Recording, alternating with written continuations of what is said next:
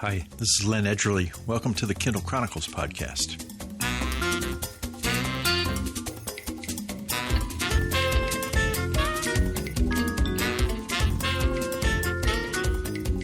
Today is Friday, June 18th, 2021 in Ocean Park, Maine. And I just put in an order for a lightly battered clam roll from Sea Salt Restaurant in Saco, which is nearby. And Darlene and Deuce and I are going to have a takeout meal. My goal is to have the audio done here before my clam roll arrives. It's been a beautiful day here, cool. And I heard from Al that it was 100 degrees where he is, St. Louis, I think. And it's been 70s, but there's just such a cool sea breeze that comes in. And it's pretty wonderful. This week, my interview is with Michele Kimpton of the Digital Public Library of America, DPLA, and she was key in negotiating an agreement with Amazon Publishing. It took 6 months to get this innovative agreement established, and it led to a partnership between DPLA and Amazon Publishing, which is going to result in 10,000 APUB titles being available for libraries to lend to their patrons sometime later this summer, perhaps early in the fall. So you'll hear all about that. In news, I'm going to talk about Prime Day, which is 4 days away as I'm recording this, and I'll have some tips on things that are already visible and available that you might want to consider. And I've got a couple of books to recommend in the content section. The little used content section will be returning briefly in this episode. Let's get started. Well, I'm pretty sure I know what I will be doing on Monday night at 3 a.m. because Prime Day starts at midnight Seattle time on Monday, June 21st. It goes for 2 full days, and it's an extravaganza of deals, and I just love finding things I didn't think I needed until it was offered at a great deal on Prime Day. Just kind of a treasure hunt, and it'll be fun to see what's up. So this episode will be the last before Prime Day, and if you have some fun on Prime Day, you buy something that surprised you, or maybe something didn't turn out so well, be sure to let me know. If you'd like, you can send me an email at podchronicles@gmail.com, and we'll talk about it next week. There's a good number of places online are following Prime Day and giving tips. The one I like the best is the Verge, and I'll have a link to it. They update what's happening, and as of today, they have Best Early Prime Deals that was actually published June 16th by Brandon Widder at the Verge. And I'm going to tell you about some of the items that they highlighted that I think are of particular interest, and they are available now and will last through Prime Day. And there'll be some other surprises that come once Prime Day actually starts. The Amazon Echo Buds, I've talked about these before. This is the second generation of the Buds, and it's much improved. They're still a little bulky for my taste, but when I use them, I'm very happily surprised at how great they sound and how they connect with my devices. They're a lot cheaper than AirPods, and now they're going to be even more affordable. They're going to be $40 off. That's a 34% discount, and they will be costing $80. Now, that's with the wired charging case, so a case that you have to plug in with a USB charger. If you want the wireless charging case, that price is going to be $100. It's normally $140. So good deal on those Echo Buds, which I think are pretty great. You've heard me talk a lot about the Halo band that I've been using. Now Darlene has one, and she has her sleep being monitored by Halo. And because Alexa can recognize both of our names, in the morning we have a little routine where each of us asks Alexa a question. All it has to have is the word sleep in it. I think you can say, how did I sleep last night, or what's my sleep score? And she'll recognize Darlene, and she'll say, you had great sleep, which she always does. And then for me, it'll say, Len, your sleep was poor. You scored a 45 and this and that. And I think it's pretty accurate. I'm going to find out how accurate this thing is because I'm going to have a sleep study, I think coming up in July through Mass General, and I'll see how some of this data that I've been collecting that shows that I'm a really lousy sleeper, and I'd like to fix that. Halo Band does other things. It will tell you what tone of voice you're using. It tracks your activity.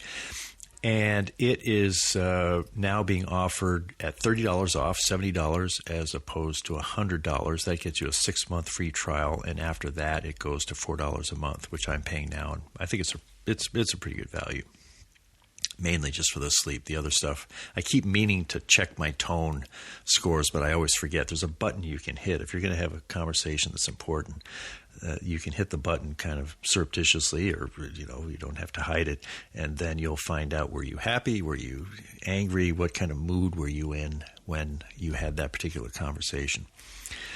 The most popular Echo device, I think it might be the most popular device that Amazon has of any kind, is the Echo Dot 4th generation.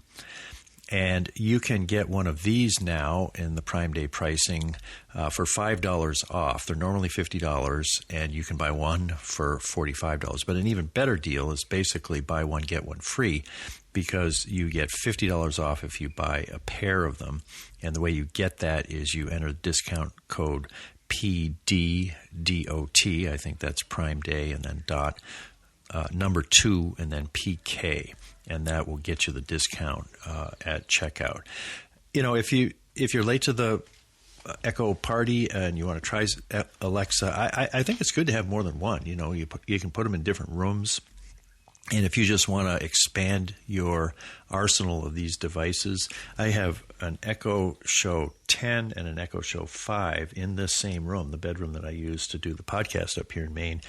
And I've got them both in a group so that when I play music, I get kind of a nice stereo effect from these two speakers. It fills the room in a pleasant way. And I'd have the same ability to do that with the Echo Dot 4th generation. So it's a handy way to get you started or build out your Echo supplies by this 2-for-1 deal on the most popular Echo. Now, here's an interesting one that the Verge highlighted.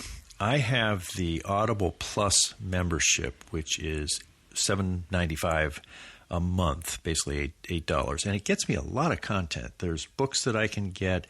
There's podcasts. There's Audible Originals, the Yo-Yo Ma autobiography put up. Really excellent stuff. But what I don't get is a free credit each month that gets me an actual, best-selling book. Well, for Prime Day, Audible is giving you can get 4 months for $60. It would normally cost $60, and instead it costs $28. So it's $32 off the cost of a 4-month subscription.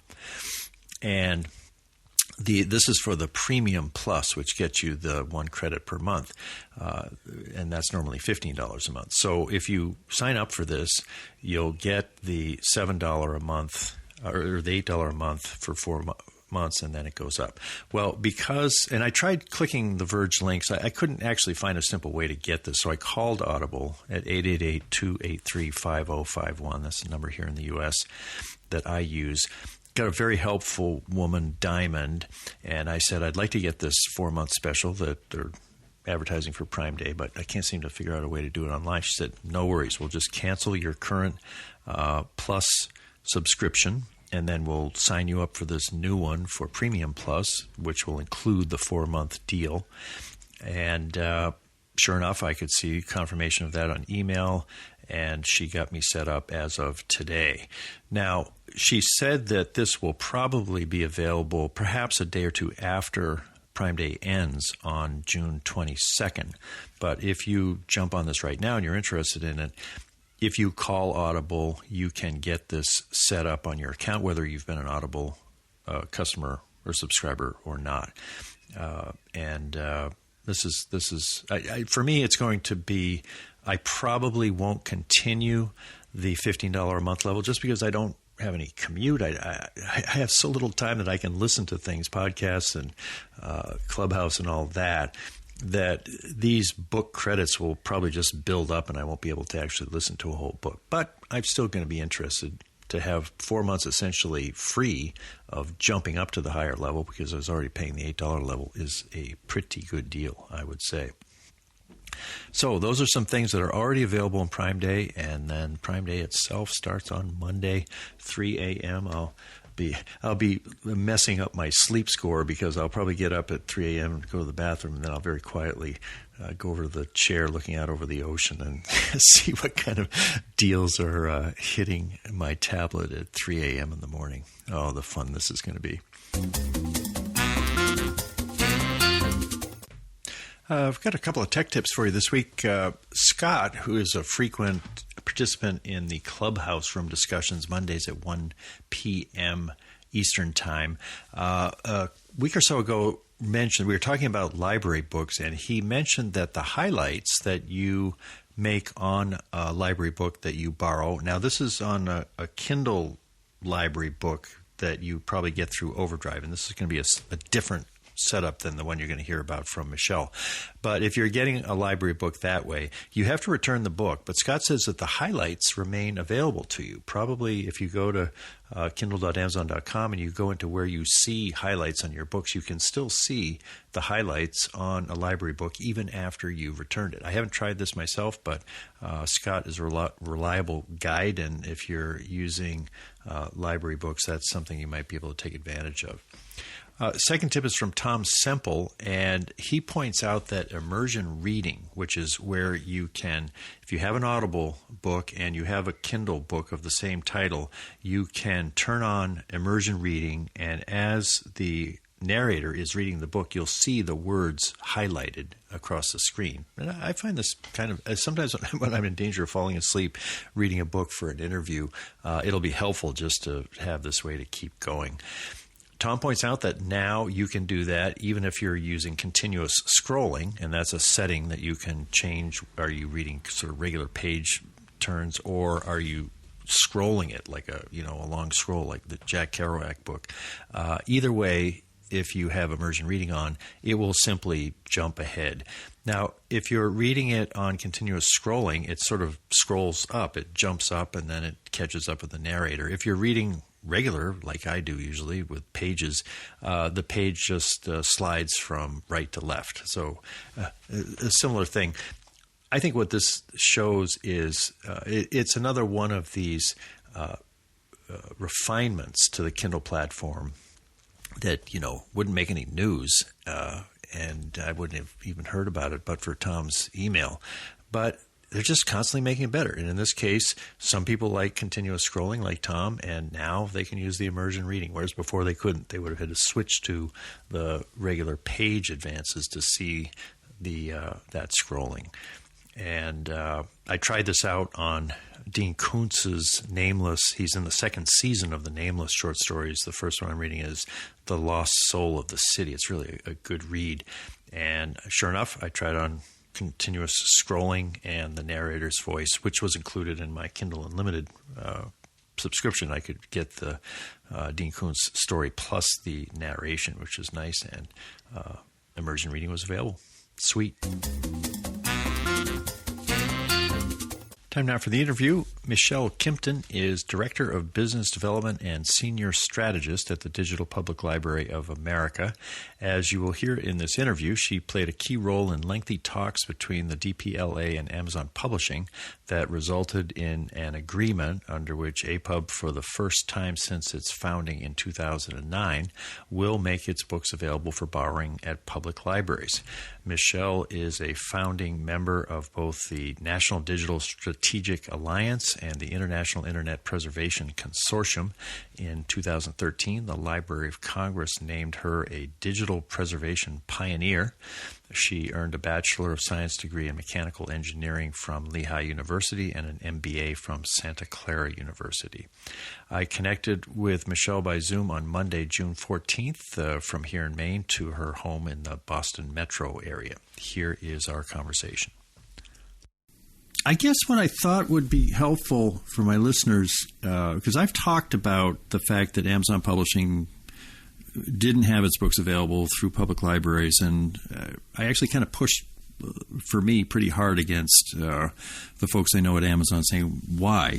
Can you just explain what's going on here? And then 6 months ago, we had word that APUB was talking with you folks to come up with something. And I at that point, I became patient. I said, I really respect the DPLA and I respect Amazon Publishing, and I assume something good is going to come. Talk about the history that preceded these negotiations when they started, and kind of what your task was as you engaged with Amazon Publishing. I'm also curious, did they approach you or did you approach them, or what was somebody meet in a hallway at a conference, or what's the genesis of this pretty important agreement? So maybe just kind of talk about the history of this as you know it. Sure. So this is going back pre-pandemic, so everything's a little fuzzy from that perspective. But I want to say it was, January, even before January, I think it was the fall of 2019. Yeah, I think the fall of 2019. I had been having conversations with some colleagues in the library field about the potential of having discussions with Amazon as an ebook provider, and would they be interested and open to that? And my library colleagues, particularly my library colleagues that are progressive in thinking, thought, we should reach out to Amazon and see what they say about having a discussion that isn't like you sit on this side of the fence and I'll sit on that side of the fence, but a more collaborative discussion about possible ways to engage so that we can get their books into the hands of libraries. And this was specifically around books that are published by Amazon, not other publishers, because we have relationships with those publishers and we actually make those books available to libraries for the most part. And roughly at the same time, maybe slightly later, but so that was kind of fall 2019. Then in the winter of 2020, and this was really right before the pandemic, kind of from the summer to the winter, there were many discussions going on with the big five publishers, in particular Macmillan, who at the time was putting really restrictive licensing terms on libraries. So there was a lot of anger, I would say, and upheaval in the library market that, hey, these publishers are really being restrictive, and now they're putting embargoes in place. And this was really driven at the time by Macmillan.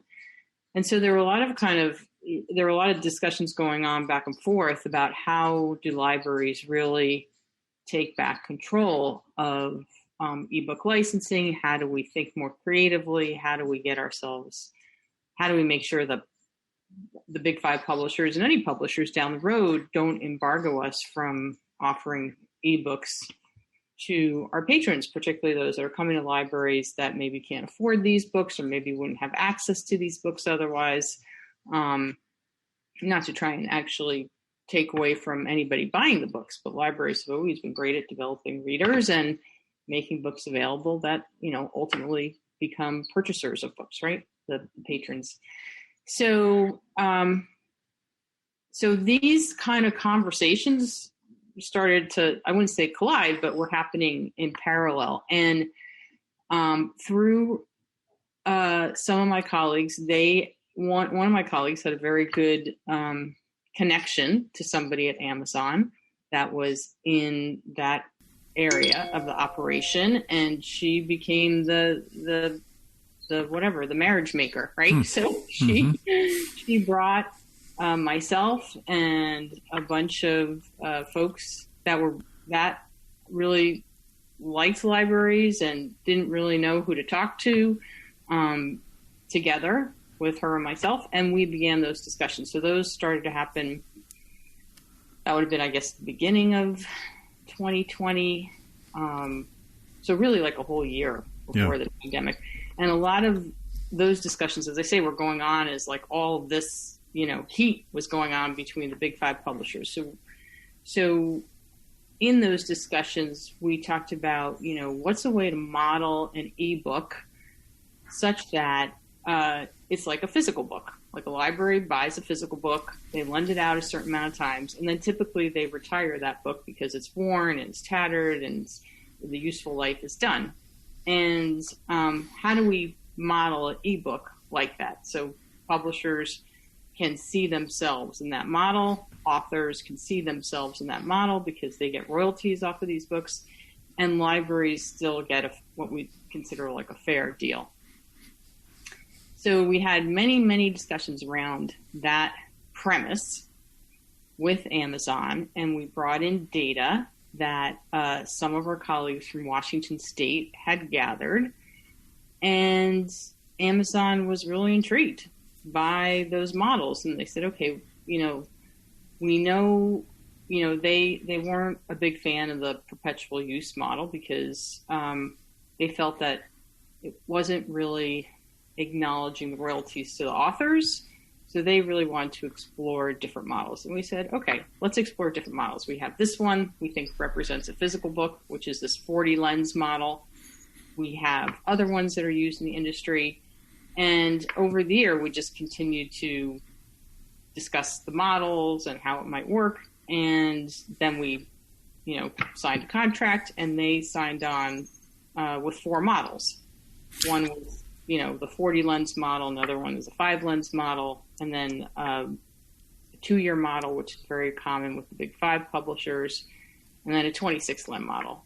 Now, when you're having these conversations in that year, is DPLA sort of like a matchmaker or a broker between representatives of the ALA or the libraries and Amazon, or who are some of the players that are involved in this? No, I mean, it was, there was a matchmaker who had worked at Amazon prior and was, so knew folks there, yeah, and folks that were, interested in and high up enough in the organization. And there was myself from DPLA. And then I typically work with a number of librarians kind of informally, asking their opinion. People you know and respect, and you're getting their ideas. Getting their ideas, their input. What do you think? Not bringing them formally into the conversation, but working with them informally. And I have 10 or 12 librarians in the field that I call up frequently to get their opinion and their input. But when it came to the actual discussions and negotiations, it was myself, the person I told you was the matchmaker, and a couple of folks from Amazon. I see. Okay.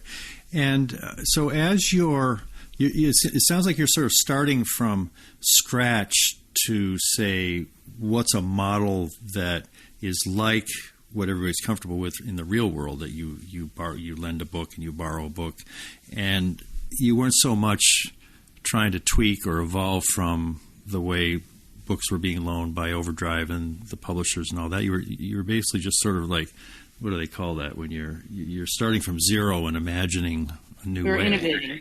Innovating new models. Yeah, exactly. And as you did that, did you get to a point where Amazon Publishing is a publisher like the Big Five, and a library? Was there one key issue that was the toughest to find common ground on and find a sort of a breakthrough awareness that enabled you to go forward? Maybe it was just this idea that let's have a variety of models that libraries themselves can control, or what was the thing that sort of made this pretty remarkable agreement possible?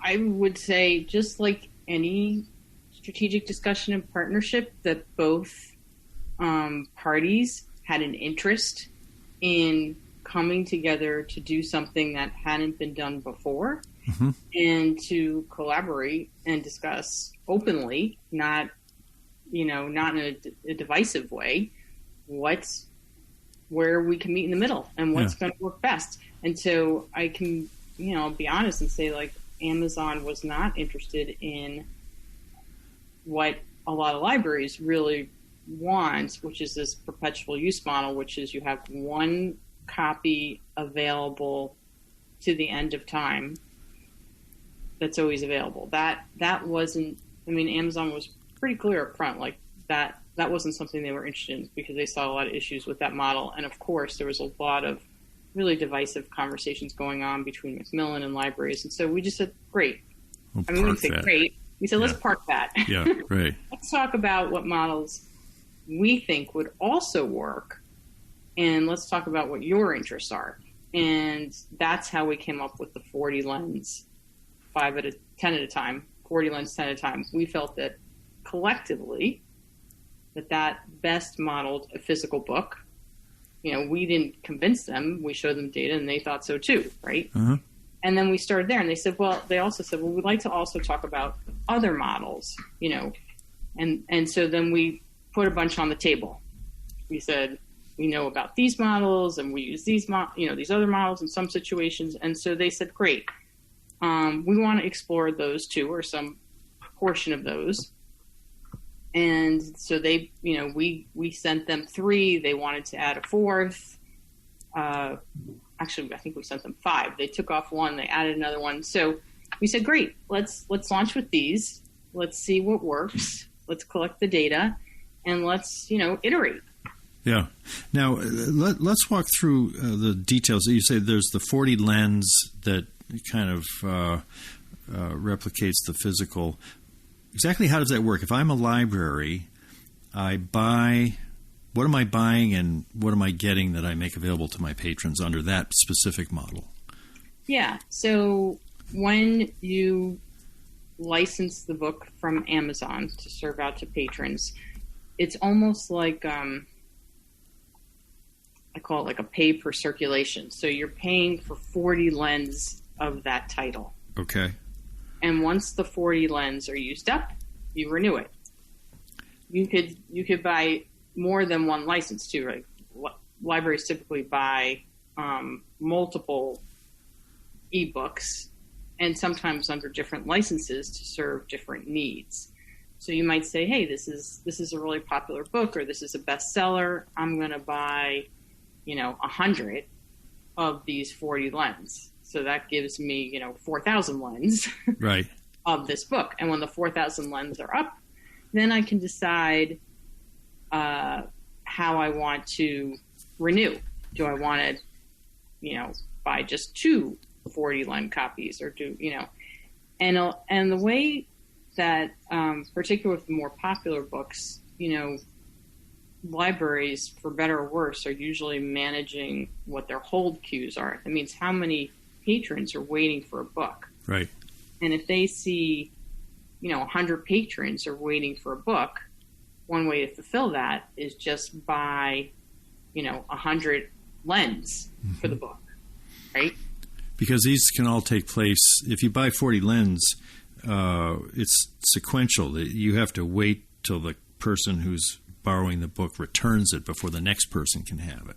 That's why. Not in this case. So in the model we have, the current one that Amazon is testing out, it's 40 lens, but you can do 10 at a time.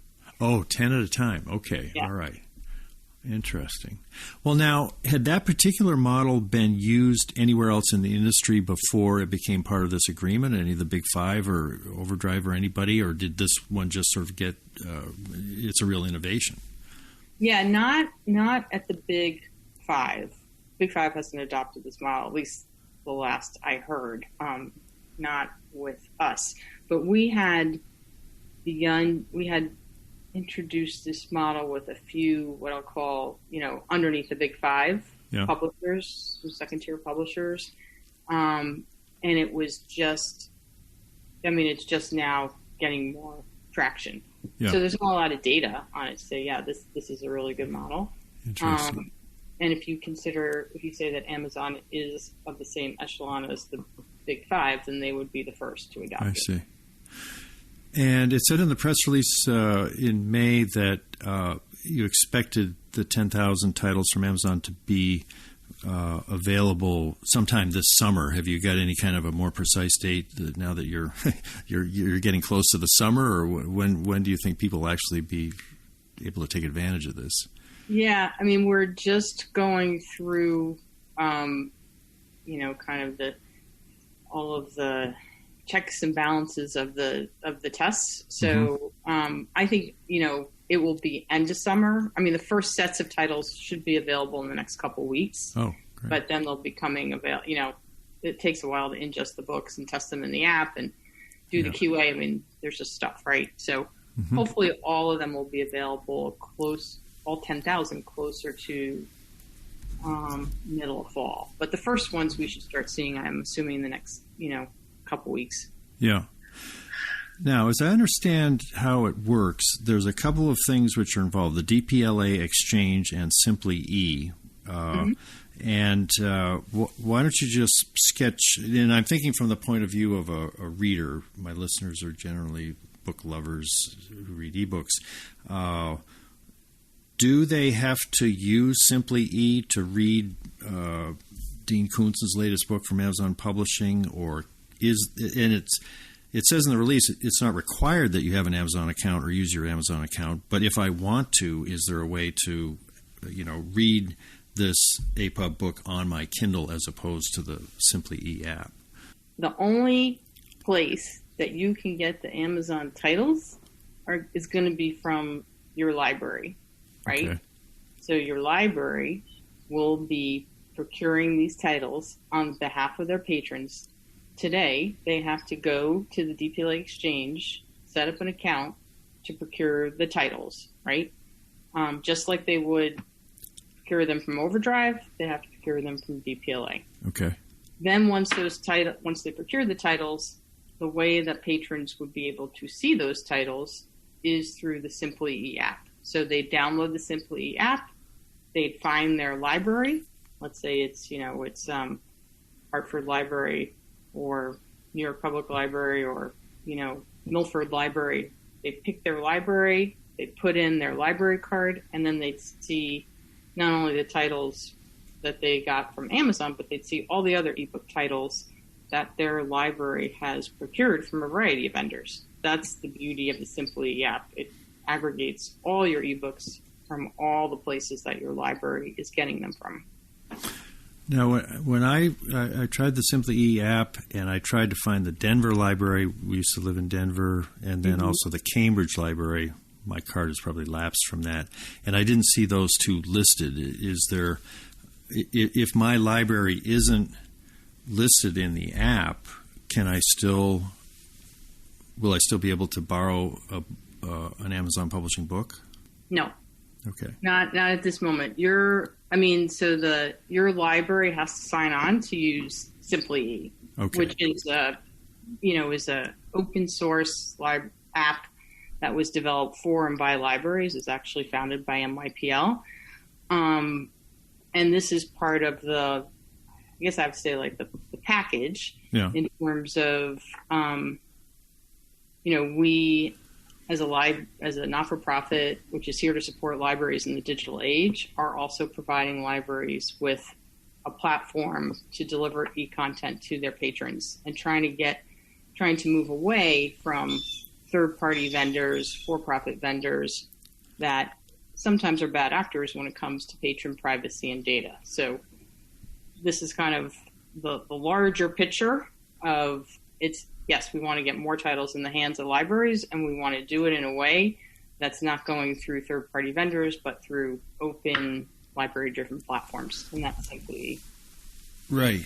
So, and I've had, there's a guy named David Burley I've had on the show a number of times from Overdrive, nice guy, and, I've been impressed with what they do there.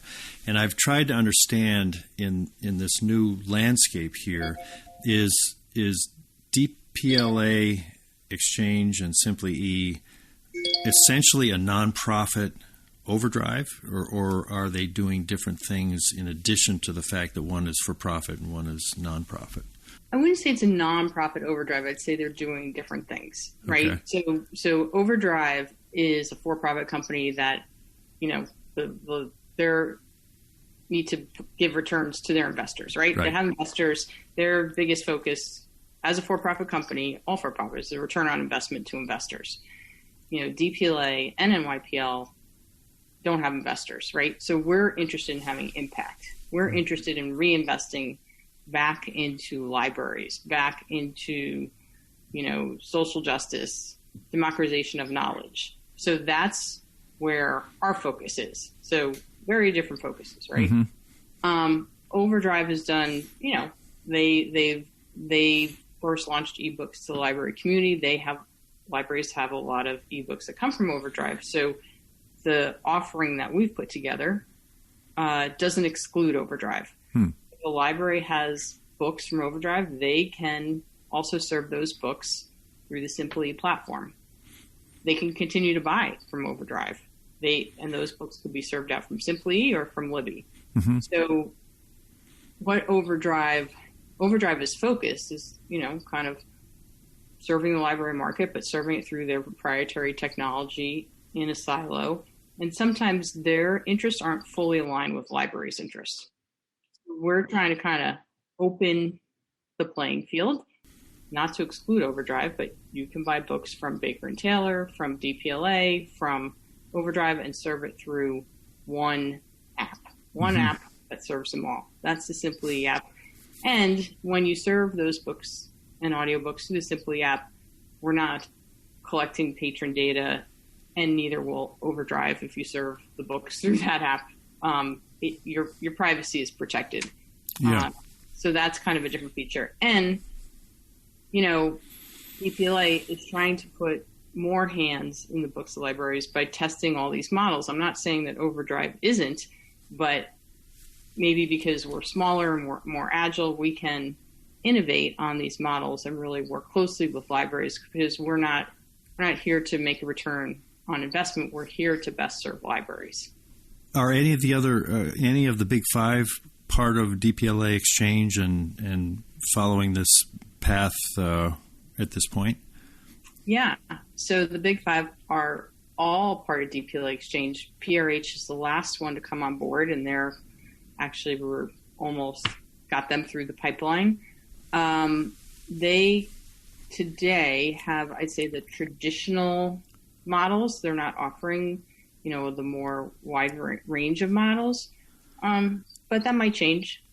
We'll see as they progress, if they want to offer different models. So, but today, as far as I know, with maybe the exception of PRH, because we're Penguin Random House. Yeah, right. Just in the final stages with them. But the rest are just offering the kind of the standard, which is, 2 years, 26 lens models, not these more innovative models. But I think they'll evolve too, right? So they want to get books into the hands of libraries. They just want to be able to do it in a way that I'm sure that they can reward their authors and not erode their market share. And so I think we're open to trying different things that are going to be the best use of all of our government dollars, which support libraries and buy these ebooks. But we have somewhat of a balanced ecosystem as well, which I don't feel, I feel like the publishers right now, the bigger ones, I don't know, I just don't feel like the two are listening to each other, libraries and publishers. Sometimes, not all the time. Yeah, it got pretty heated in that period when Macmillan was, I remember some frustration, John Sargent, that the sense that the current boom in borrowing digitally was somehow hurting Macmillan in its ability to sell books, and it seemed like kind of a cri de coeur on his part that unfortunately took place at an ALA conference, and it got pretty heated. But is that kind of core issue? I mean, that hasn't really gone away in terms of a publisher of any size wondering, does a kind of enlightened relationship with public libraries hurt their business? I mean, the physical book thing has existed for so long. I think everybody's got some sense of how it works, and that it's basically is a good deal for publishers because their books get into circulation and then they wear out. And it seems like some of it's just fear of not really knowing what the effect on a publisher's business is if they just, say yes to everything the libraries want. Yeah, I feel that there's just a lot of tension around that whole conversation. because, Macmillan was saying it was affecting their business, but they weren't upfront in sharing how it was affecting their business. And then they tried, they said, we're going to embargo the titles. I think it was for 90 days. Yeah. And that, that just seems unsustainable for, like libraries. They have to best represent their patrons. They can't accept that. And so I think the conversation fell apart. I mean, the nice thing about Amazon is that they weren't selling to libraries, so we could really have a fresh conversation. That's interesting because they took a lot of heat for not selling to libraries, but in the end, it may have just given them the advantage of coming in at with There's anything possible. Yeah. Yeah. What has been the reaction since May, since this was introduced from libraries? I think I searched for a response from the ALA at one point. I haven't seen anything, but how would you describe the reaction so far from libraries, other publishers, readers? What people pretty happy with this, or what do they make of it? Yeah, I think definitely from the circle of libraries that we spend a lot of time with, as well as Alan, who heads up I don't know how to say his last name, Anu, who heads up the digital content group out of ALA. I think everybody's been really happy because Amazon is now going to provide ebooks to libraries where they were not in the space at all, right? So right. That's a big win. And I think everybody also, though, is like somewhat, okay, let's wait and see what really happens. Like, this is very important, it's strategic, and so it's somewhat of a wait and see. And I think we've opened up the doors actually for many more conversations that will benefit libraries and readers to ultimately have more content in their hands. And that to me is, really the game changer.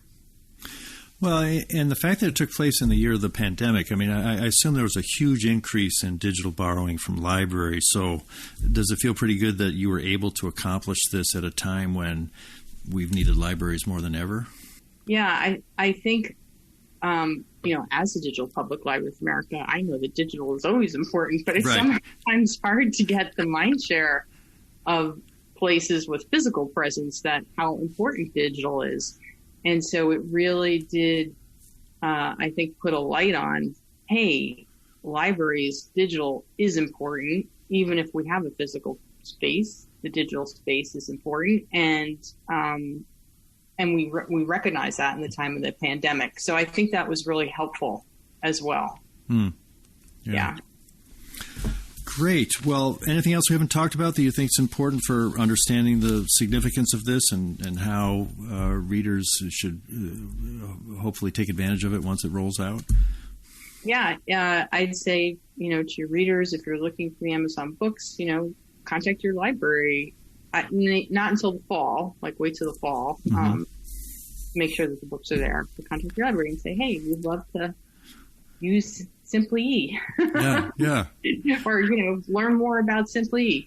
And I would say also, DPLA has a lot more news kind of on this front coming out in the next couple months that I think you're going to be interested in. So stay tuned. And you've got, people can subscribe to a newsletter that follows your stuff. How do they do that? If you just email info@dp.la. Okay. We will get you on the newsletter. Okay, that sounds great. I have been speaking with Michele Kimpton, Director of Business Development and Senior Strategist at the Digital Public Library of America. Thanks very much, Michele. Thanks, Len. Very nice to meet you. Well, I'm very grateful for Michelle's coming on the show to give us a behind-the-scenes view of the many conversations that led to Amazon Publishing's making its 10,000 titles available through public libraries. My take on this is that it's an example of Amazon Publishing's experimental mission, which I recall being impressed by at the very beginning when Amazon's Kindle content head, Russ Grandinetti, talked to me about how Amazon planned to innovate as a publisher in ways that would benefit the entire book industry. I always enjoyed talking with Russ in those days, more than a decade ago, and I found him believable, credible in his idealism and good faith vision. So that's probably why I was so pleased to learn about this agreement with the DPLA, because it's a good example, I think, of how the current leadership at APUB, following Russ Grandinetti's lead in the early days, is willing to devote a lot of time and out-of-the-box thinking to come up with a promising new approach to lending ebooks through public libraries. And I think it may well have a ripple effect throughout the industry, just as Russ was hoping that Amazon Publishing in general would be able to accomplish. Now, as for the SimplyE app, which you heard Michele talk about, and that's going to be the only way to read an Amazon Publishing book borrowed from a library under this agreement. I think it's fair to say that the app is a modest reading tool compared with the current capabilities of Kindle software on tablets, smartphones, and Kindle readers. SimplyE does not offer translations from one language to another, an easy way to access highlights you make in a borrowed book, or immersion reading, synchronizing with audiobooks, to mention a few. But SimplyE has a privacy advantage, and I think that's significant, that there's no data being collected by you when you borrow a book. And if you're getting all the advantages of the Kindle platform, you know, I know that my information is being used. I trust the use at this point. But it's not a trivial concern, you know, and the SimplyE app is very strong on a value that's very important to libraries, understandably, in that it protects patron privacy in line with library values. And it also gives libraries control over their loan content. So all in all, I agree with Andrew Albanese, who wrote an excellent article in Publishers Weekly about this. He called it a major step forward for the digital library market. I agree, and I look forward to sometime later this year, probably late summer, early fall, when we'll actually see some of these books appearing. And I think I'll be calling my libraries to say, hey, have you got that SimplyE app that I can get the latest Dean Koontz book on, and maybe try to spread the word a little. Now for a couple of content items. It was a week or two ago at the Clubhouse room that I hold each Monday at 1 p.m. Scott, who's a frequent participant, suggested 2 books related to my See You in September project, where I've gone off Facebook, Instagram, and Twitter, and I've also probably reduced my news consumption by 90% by canceling some subscriptions.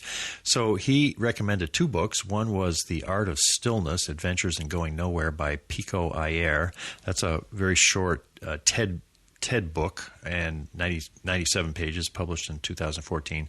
Really a thoughtful piece about stillness. It resonated with some of my experience in meditation. So I really enjoyed reading that as I was starting out my sort of information purge. And then the other one is a bigger book published by Melville House in 2019. It's How to Do Nothing, Resisting the Attention Economy by Jenny Odell. And this is an interesting book. There's a fair amount of ideological belief or assertion, capitalism versus neo-Marxism, one commenter talked about. It doesn't bother me that much. I mean, I think it's sort of a background. But the more interesting thing to me is how this author, Jenny Odell, really plays with nuances of what do we give up when we withdraw from social media, and what does personal branding mean anyway? Is that really a human thing, that someone would always be the same on a platform? I don't think so.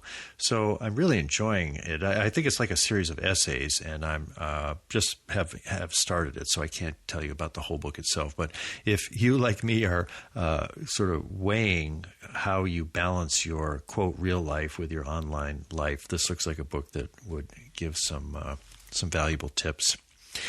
That's it for this week. My guest next week will be Ben Springwater. He is founder of Matter. That is a social app for reading articles, blogs, newsletters. It's in private beta in iOS. I've been following it for a few months now. It's fascinating because it pulls out long-form reading, not just current, but sometimes several years ago, and gives you a chance to see what other people are thinking of it. And it's a very thoughtful source of articles that I've enjoyed reading, and they keep tweaking it, and they're using feedback from the people that are in the private beta like I am, and I think I can sort of give invites to it or something. So if you're interested in this, let me know at podchronicles@gmail.com.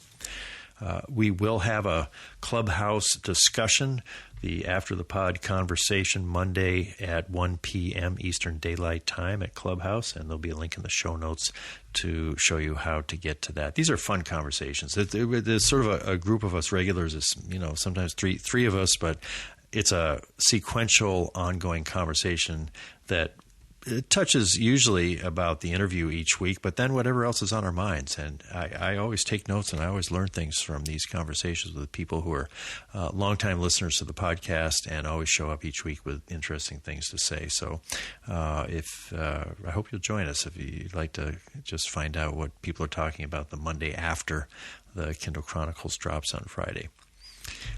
That's it from Ocean Park, Maine. I think my clam roll hasn't quite arrived yet, so I'm on track, and I hope you have got a cool evening going somewhere, wherever you listen to this or whenever you listen to it. Thanks for listening. Bye.